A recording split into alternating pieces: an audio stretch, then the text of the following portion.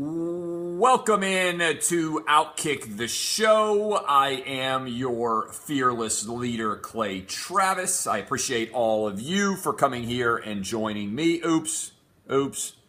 I appreciate all of you for coming here and joining me. Let me know if everything is working okay. On the Facebook front, I appreciate all of you coming to join me. On the Periscope front, I had to go buy, by the way, a new iPad. Is the new iPad, am I sending out the links okay on Twitter so that everybody can see them? Facebook, I appreciate all of you guys coming to join me. I'm Clay Travis. This is Outkick the Show. Outkick the Show is presented by my friends at Oddshark. Go to Oddshark for all of the gambling and informational related needs that you might have. All right, Twitter is up in arms today. Twitter is up in arms today over a message that Michael Bennett posted. And everybody, because it's Twitter, immediately assumes that everything that goes up on Twitter that fits their worldview is 100% true, and very few people ever actually take the time to consider that there are multiple angles to every story. Now, this is amazing to me, but somehow I make a living now as being the most rational man in sports, and maybe the most rational man in media. And how do I do that?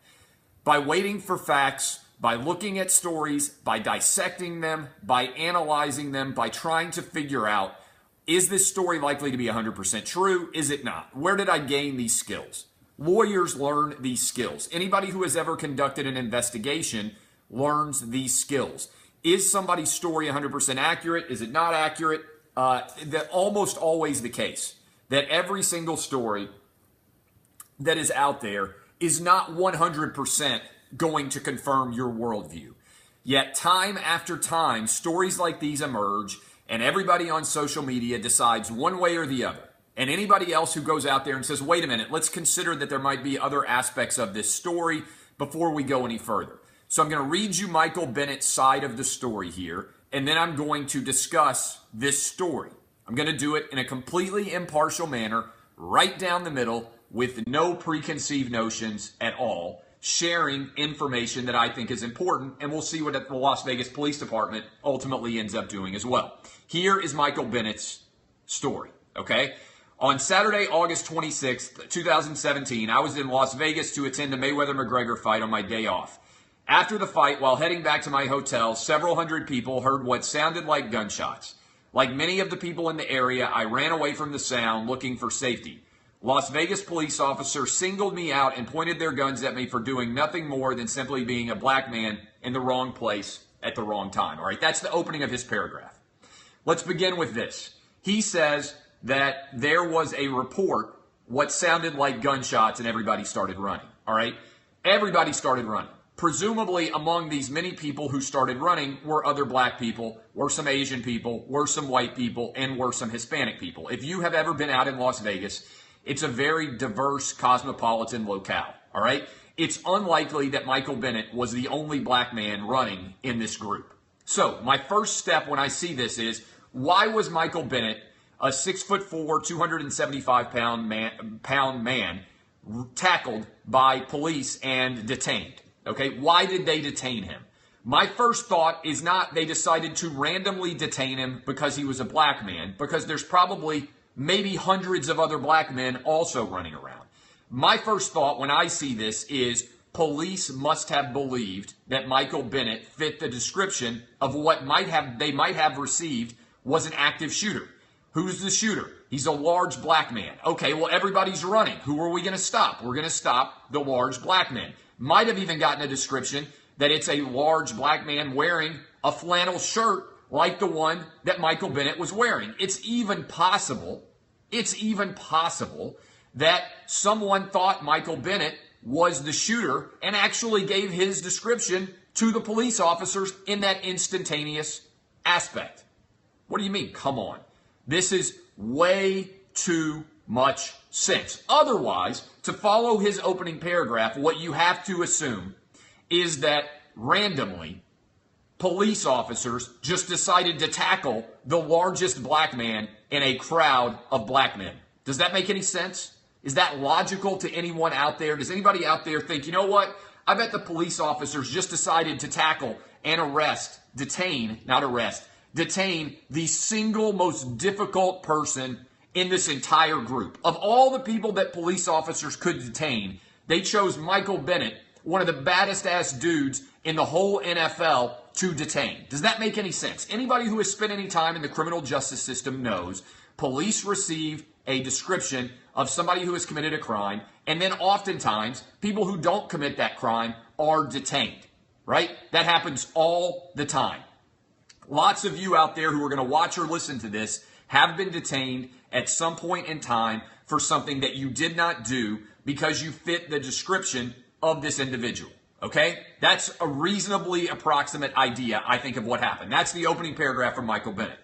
All right? A police officer ordered me to get on the ground.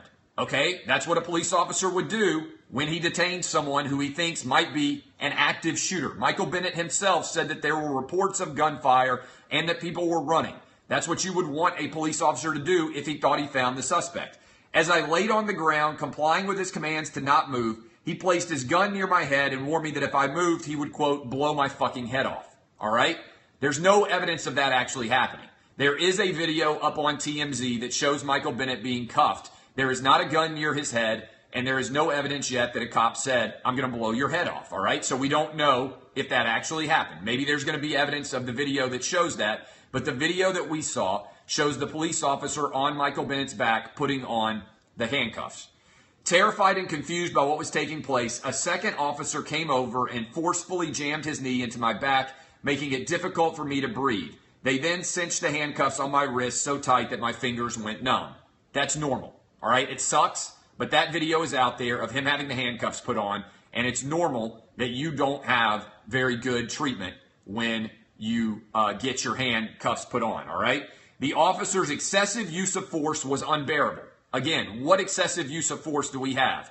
He put handcuffs on a guy that he thought maybe fit the description of a suspect.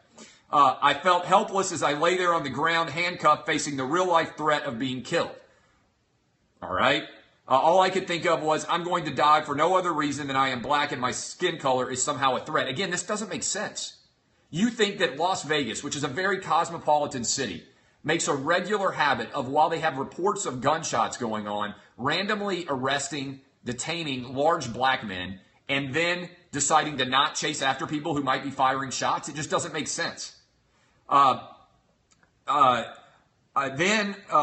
kept asking officers, what do I, oh, and he continues, my life flashed before my eyes, da-da-da-da-da. I kept asking the officers, what did I do? And reminding them that I had rights they were duly bound to respect. The officers ignored my pleas, instead told me to shut up and took me to the back of a nearby police car where I sat for what felt like an eternity until they apparently realized I was not a thug, common criminal, or ordinary black man, but Michael Bennett, a famous professional football player.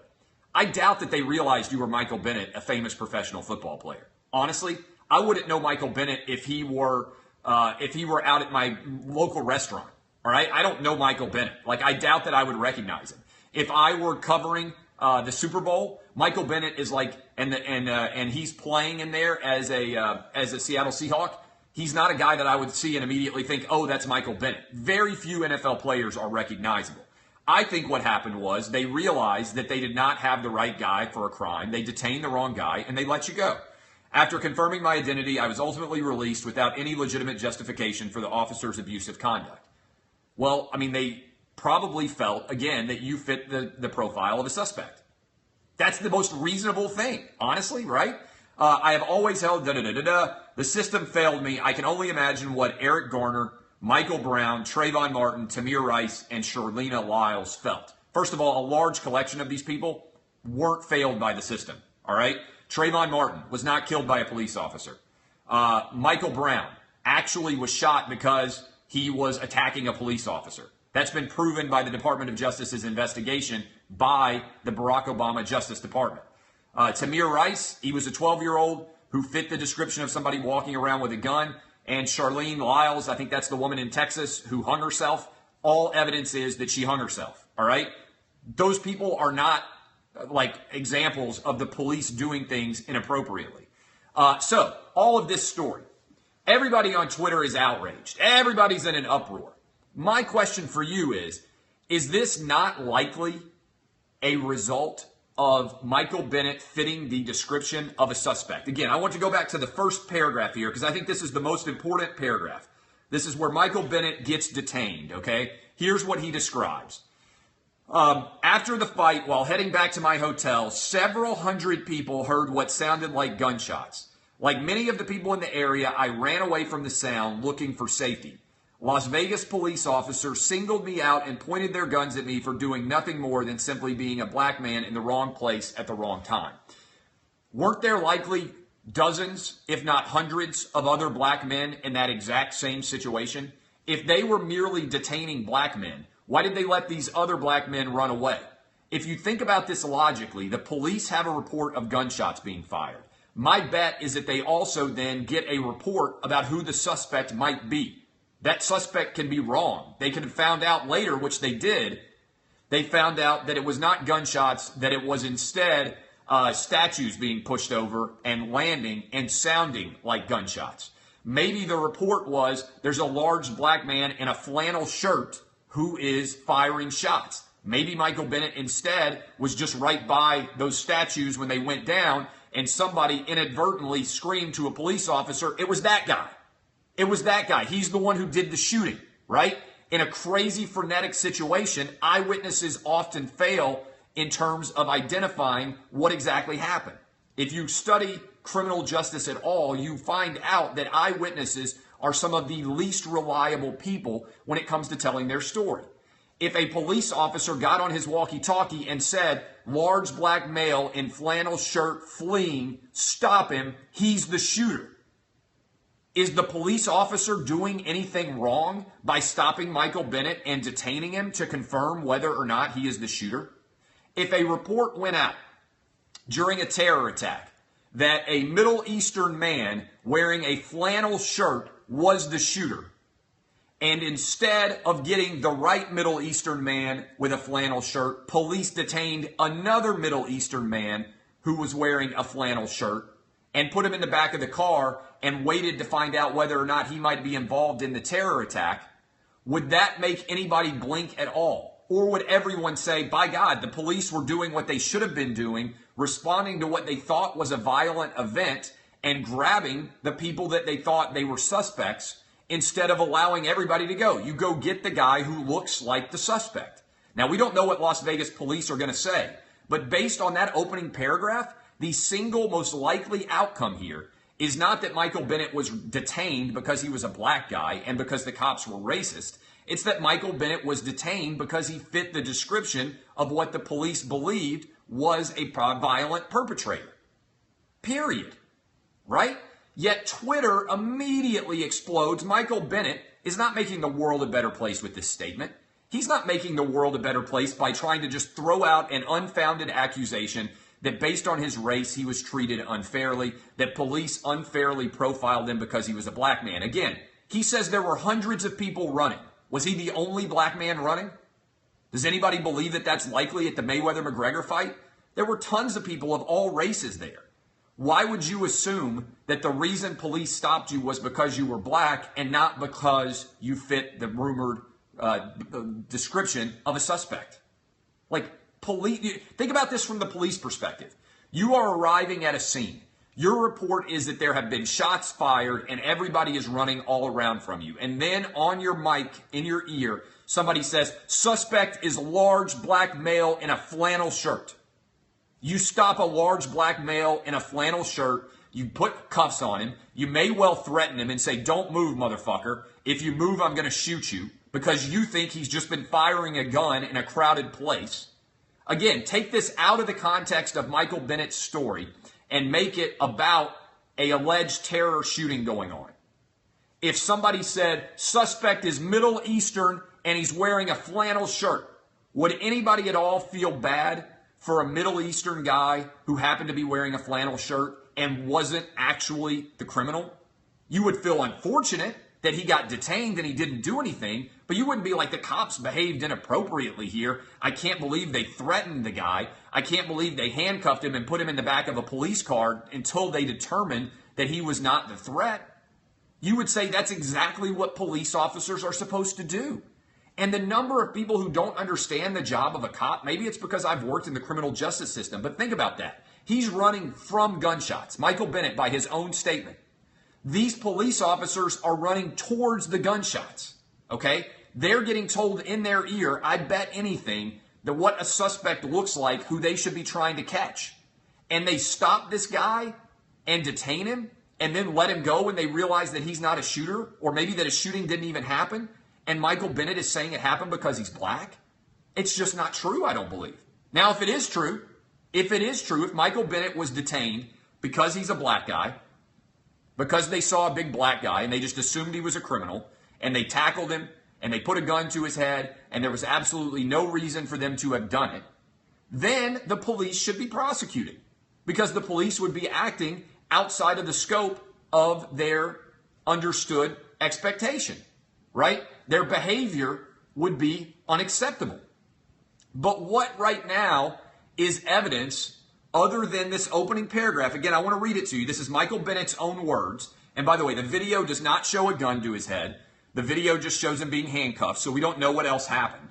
But this is Michael Bennett's own opening paragraph. Before you get to the emotion, before you get to him trying to assess why this was happening, here is the story. After the fight, while heading back to my hotel, several hundred people heard what sounded like gunshots. Like many of the people in the area, I ran away from the sound looking for safety. Las Vegas police officers singled me out and pointed their guns at me for doing nothing more than simply being a black man in the wrong place at the wrong time. Okay, let's take it outside of Michael Bennett's report. If I came on this show and I told you guys, hey, I was at Mayweather-McGregor, and when I was leaving and headed back to my hotel, there was what we thought were gunshots, and I took off running. This is me talking, not Michael Bennett. I took off running along with hundreds of other people, and I was wearing a flannel shirt that really stood out, and I'm a bearded white guy. And police tackled me, and they cuffed me, and they put me in the back of a car, and they told me, don't move, motherfucker, I'm going to shoot you. And then it came out that the alleged suspect that they were looking for in that case was a white man with beautiful hair, a beard, strikingly good looking, happened to have on a flannel shirt.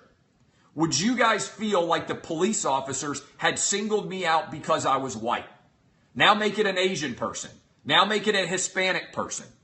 They are going after a guy who fits the profile. There are hundreds of people running. Are you telling me others of those hundreds of people were not black? Not women? Not short black dudes? Not incredibly tall and skinny black dudes? Not wearing flannel? Michael Bennett is a huge black dude in a big flannel shirt, and I think the police most likely here, if you read that opening paragraph, got a description of a guy that looked like Michael Bennett, believed that he might be doing something inappropriate because of the report, and then tackled him. That's the truth. That's what I think is the most likely story here. Instead, Michael Bennett turns it into a huge story where he's being profiled based on his race. But why would he be profiled based on his race? It doesn't make any sense. Why would he be singled out and profiled when all these other black people were not singled out and profiled? It doesn't make any sense logically. Put yourself in the perspective of the police officer. Again, everybody else is running from the shooting. They're running towards the shooting. Why, if they think there's an active shooting going on, would they stop a random black guy and decide to arrest him or detain him because they think because he's black that he did something wrong? That's not at all what happened here logically. And if it did happen, then the police officer should have to answer for it. But it doesn't make logical sense. Again, I just asked you to put yourself in that perspective. Take yourself out of this equation. Take your race out of this equation. There are police officers responding to a reported shooting in Las Vegas, okay? There are police officers responding to an alleged shooting in Las Vegas. As they are running up, they are deciding on the fly, in real time, let's stop this random black guy and threaten him and hustle him and harangue him and treat him unfairly because of his skin color. While there might be an active shooter wiping out people in a Las Vegas casino, they made that decision to do that. It isn't in any way logical. It isn't remotely logical. Now, if they did that, they shouldn't be cops because their decision-making is flawed. They didn't know that there wasn't a shooter. If their first thought is, when they hear there's an active shooter at a Vegas casino, you know what? Let's go grab the black guy, the biggest black guy we can find. He probably did it. Then they shouldn't be cops. But that's not a logical response. That's not what reasonably intelligent or reasonable police officers would do. Think about this. Don't put yourself in the worldview of something has to confirm everything that I believe. You can believe racism exists and also not believe that Michael Bennett in this situation is an example of racism. This is my big issue with a lot of these cases. I talked about Ezekiel Elliott. And I said, guys, I think domestic violence is an issue, but I don't believe that Ezekiel Elliott is guilty in this case. Doesn't mean domestic violence didn't happen. Doesn't mean that domestic assault doesn't happen. Doesn't mean that rape didn't happen. It means that you don't consider your worldview when you decide whether or not something happened. It means you look at the individual facts of a circumstance before you decide whether or not something happened. That's the truth, right? That's what reasonably intelligent people should do. That's what we want juries to do. That's why we ask jurors not to have any pre-existing connection to the case. We want them to sit and make a judgment based on the facts of the case, not based upon what's going on in the world, not based upon what they wish existed in the world, not based upon what they believe is all too common in the world, but based upon the individual circumstances of this case. And Twitter in particular, social media as well, has all the time put the cart before the horse story. Everybody wants every story to confirm their worldview before they even know if it ever happened. And this Michael Bennett case, again, if you look at the facts don't support the idea that this was something happening to Michael Bennett because he's a black man. If it did, then the police should be disciplined. But the video doesn't support what he said so far. And I will bet you the most logical explanation here is that the reason why Michael Bennett was singled out as a black man among many other black men who would have been running at the Mayweather-McGregor fight when they thought they heard shots was because he fit the description and those other black guys didn't. Now, if you want to say that whoever gave the description to the police was racist and they were angry at Michael Bennett and they wanted him to get arrested or detained, well, that's a different story. I don't know what the motivation is there. My thought in general is that eyewitnesses frequently make the wrong decision when they identify people who they were believed were involved in a crime. And in fact, eyewitnesses would be more likely to remember a huge black guy in a flannel shirt than they would a tiny Asian man. Probably, right? Men stand out more than women, and the bigger the man, the more likely they are to stand out in a crowd. So Michael Bennett probably draws more eyes than a random dude would who's 5'8" and weighs 140 pounds. That's the truth. All right, questions from you guys about this case, because I think it's a perfect example of what Twitter does. Rush to justify the worldview they have as opposed to look at the particular case right now. I don't know why we didn't hear about this story till now. It's a great question. I don't know why it's 2 weeks later. Good questions. I don't know if Michael Bennett's a liar. I think he had a traumatic experience, and I think he told what he believes is his story. But I don't think he's making the world a better place by sharing this, by blaming his race for this situation. I want to know what the cop's story is. You're a liar, bud. I'm blocking you because, wrong one, because you're too fucking dumb. You used the wrong "you're." Again, I'm a liar. How am I a liar? What have I said that does not make sense here? I'm telling you from a legal perspective, all right, what I think is the most likely outcome. Why is that not believable? It's because more than likely, if you disagree with hearing what might be the other side of the story, you're so racist that you refuse to believe that anything other than racism could be to blame here. That's the truth. Logical. Don't think emotionally. When you think emotionally, you don't make sense. Gun, it's okay to be pulled. I mean, think about this. Again, take it out of this equation. If there were reports that a Middle Eastern terrorist was shooting people outside after Mayweather-McGregor, would you guys think it was unfair if a Middle Eastern man who fit the description of that terrorist was stopped and put in the back of a police cruiser and somebody pulled a gun on him? I bet just about every one of you would say no. If I told you that it was a white dude who was allegedly there with a gun shooting people, and that white person looked like me, and he had a beard and fabulous hair, and he had the exact same shirt on that day as me, would you think it was racist if the police stopped me, pulled a gun on me, handcuffed me, and put me in the back of a police cruiser while they waited to figure out whether or not I might have been the shooter? People say, well, he didn't have a gun on him. You think it's not uncommon for a guy who fires a ton of shots to dispose of the gun? Like, that's get away with the crime 101. Like, well, he didn't have a gun on him. Well, how do you know, first of all? Secondly, just because you fired a gun, if you throw it in the garbage can beside you and run out, that's like get away with a crime 101. You don't have to be very smart to not run outside of a gun, not run outside of a building with a damn gun emblazoned in your hand, still firing into the air. Best way to get away with shooting somebody in a Vegas casino? Shoot them, drop the gun into a trash can, and get the fuck out of there. Right? People are like, well, there's never any shootings that happens around a fight. Does Tupac ring a bell, motherfucker? Tupac would still be alive if a big dude hadn't shot him after the Tyson fight. All right? People behave sometimes in uproarious fashions in Las Vegas. All right? That's the truth. What other questions? Why would someone keep a gun on them after a shooting? Because they're an idiot or they're hoping they're going to get killed.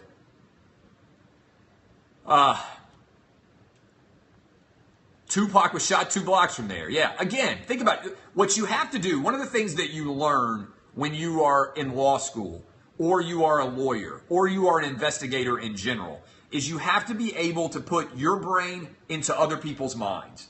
The law does it all the time. We have a conceit called a reasonable man, right? What did a reasonable man do? What would a reasonable man have done in these circumstances? So when I think about these things, I think, okay, what would a reasonable cop have done here? A reasonable cop hears there's been a shooting. The reasonable cop responds as hundreds of people are running out of the building. A reasonable cop is told, hey, suspect, large black man in a flannel shirt. Okay, I'm just giving you an example of how somebody could have described Michael Bennett. Oh, there's a large black man in a flannel shirt. Get on the ground, motherfucker. If you move, I'm going to blow your head off. Is that an unexpected outcome there? Did he do it because he was black, or did he do it because he was told the suspect is a large black man? And then they put handcuffs on him, and they were rough. Yeah, no shit. All right? That's the truth. Now, that's a reasonable cop move. I can totally see that. Now, somebody just said, what if he wasn't given a suspect? If he wasn't given a suspect, then I think this behavior probably isn't justified. It also doesn't make sense, though, because even then, if it were just a racist cop, why would he pick one dude out of hundreds of people that are fleeing and stop him? You know that fight. There are tons of black guys there, tons of Hispanic guys, tons of Asian guys, tons of white guys, lots of people at that fight of all different ethnicities, also tons of women. If he were racist, why would he just stop one random black guy? Again, it's not a reasonable move. If you think about it from the cop's perspective, you hear there are gunshots, you are running towards the gunfire. Why do you randomly single out one guy at that point in time to make a case? Because you're racist. You could do that at any point in time, right? You could show up and grab somebody walking down the strip and put a gun to their head, if that's your goal. You're responding to reports of gunfire, and you're grabbing one guy out of hundreds. Why did you single that one guy out? It's because I believe you had an idea of what a suspect might look like. Again, if this is a Middle Eastern guy, if this is a white guy who is alleged to have done the shooting, then all of those things are fine, right? Nobody even blinks. Nobody blinks if it happens to me. Nobody blinks if it happens to another white guy with gray hair and a beard. Nobody blinks if it's a terror attack and Middle Eastern guys get detained. I'll give you an example. When the shooting happened, you remember this? Remember when the shooting happened in Dallas? This happens all the time, by the way. When the Dallas cops got shot, there was live footage of all the streets, and they had a black guy in like in a Kevlar vest who was detained with his in handcuffs. People say, well, why did they do that? Because he fit the description of what the suspect looked like. A lot of other people were running around, but that guy was in a Kevlar vest, and he was a certain height, and he was a certain weight, and they grabbed that guy, and they put him in cuffs. That guy wasn't the right guy. But when you are trying to respond to a violent situation, your goal is not to worry about offending people. It's to protect as many people as possible. So when I read that opening paragraph, and I hear that there are hundreds of people running from what they think are gunshots, and Michael Bennett in that video is the only guy I see being detained, what I think is not, oh, the Las Vegas cops are racist. I think, oh, there must have been a report that the shooter looked like Michael Bennett. He was a large black man in a flannel shirt. That's the only logical thing that makes sense to me. Otherwise, the cops don't know what's going on.